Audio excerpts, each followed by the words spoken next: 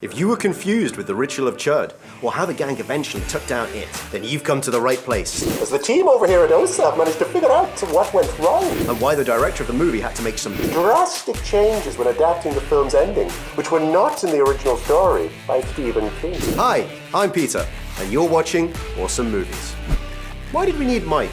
Let's start with a small, though very important question which will help us better understand the rest of the changes made in the movie. Why did the director, Andy Muschietti, have Mike turn up for the final battle? In King's novel, Mike didn't get a chance to fight alongside the Losers Club for the second time. Henry Bowers almost killed Mike during their fight, so the club are one member down during the climactic confrontation as Mike had to stay in the hospital to recover. However, here we see Mike throughout the movie, happily surviving not only his fight with Bowers, but with it itself. Why?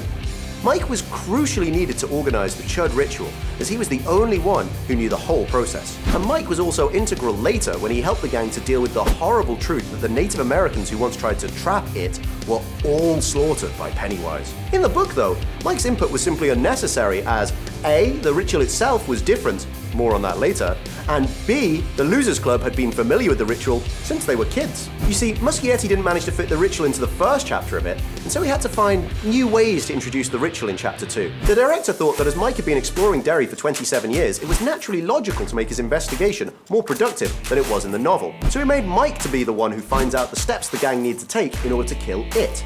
This explanation quite naturally leads us directly to the next question: what went wrong with the ritual of Chud? Well, to start with, Bill enacts the ritual as a child when he communes with the turtle god Maturin, who's floating through the Macroverse, as we all know. Or, well, maybe we don't. I might have lost you there if you didn't read the original book. So what I meant to say is that this whole Chud story is entirely different from the original. In order to help viewers fully understand it, the director had to find a way to present them with the concept of King's massive Macroverse. There, the Deadlights, which for all intents and purposes are its true form, coexist alongside a giant wise turtle named Maturin who vomited out the known universe. That's kinda mind-blowing and not exactly packed with mainstream appeal, so it was sort of a problem for the director as he didn't want a horror drama story that needed to devolve into complete fantasy. Instead, Muschietti intended to tell the story through the perspective of the human characters, and whatever is on the other side of the Macroverse, just keep it mysterious and cryptic.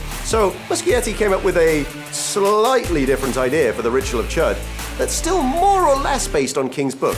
For example, Muschietti based a scene from the movie on a chapter from the novel where Mike explains the ritual to Bill. In the book, the kid members of the Losers Club decide to perform an Indian ceremony, which ends with them smoking out their clubhouse. Most of the club can't stand the smoke, leaving Mike and Richie alone to share a vision that shows them the details of how it got to Earth. However, the book differs in the origin of the ritual. There are no Native Americans who explicitly teach the kids about the ritual.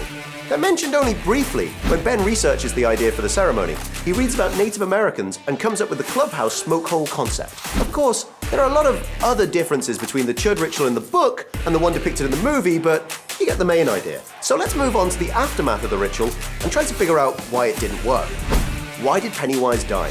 So we have our Losers Club facing down the clown-spider hybrid. Many fans weren't pleased by how the main character simply defeated it by bullying him into a corner and essentially calling him a stinky old lady. Plus, there's the confusion about the reason why it actually dies, when the ritual is functionally similar to 27 years ago when the kids did the very same thing and overcame their fears. Well, in the book, King emphasizes that the power of belief is the only thing that gives the losers a fighting chance against the ghastly it. But since they've lost their childish imaginations in the 27 years since they first battled Pennywise, to actually kill it as adults, the losers need to dig a little deeper than they did as children. Unfortunately, such explanation is never presented explicitly to us by the movie. Thanks to the illusions created by it, each of the losers must face their biggest fears. Therefore, they all get an opportunity to dive into and experience all their childhood traumas. Now the losers need to overcome their own darkest demons and, surprise, surprise, they all manage to succeed. The only thing left to do is murder that infernal clown. Suddenly, the losers realize that the key to defeating it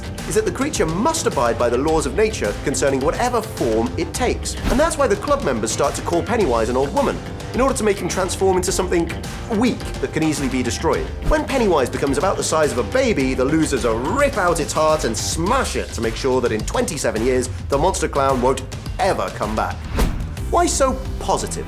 Originally, the story of the book ends rather tragically and with plenty of cosmic, slightly psychedelic extra scenes. The book sees Bill flying through the Macroverse at about 300 miles an hour, and yep, there's that turtle that we talked about earlier. Also, the whole of Derry blows up. King also made the Losers Club forget each other all over again after they finally defeated it. Muschietti found this approach to be too depressing, and he actually made his dismal opinion on King's own ending pretty obvious. You remember how Bill wrote his book in the film and everyone kept telling him how the ending was total rubbish? Well, that's actually a true story of sorts, as Stephen King actually faced the very same criticism concerning his book, so it looks like Muschietti used the film as an opportunity to sarcastically point that out. That makes it even more fun when we get to see a cameo by Stephen King in the movie, who gives his own sarcastic comments about the weak finale of Bill's book. In the movie, we see the polar opposite of the original novel, a real Hollywood-style happy ending. Everyone overcomes their psychological trauma, all lives are spared, the characters keep their memories, the friendship remains intact, and even Derry survives. But even that was not enough for Muschietti.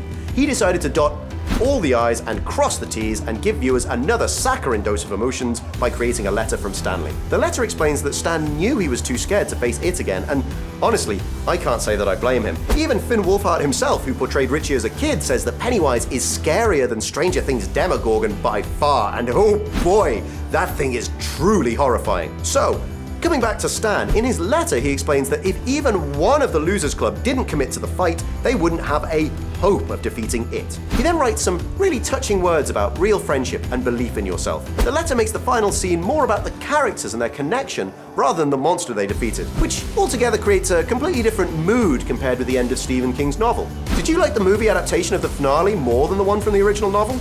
Let us know why in the comments below. And as always, thanks for staying awesome.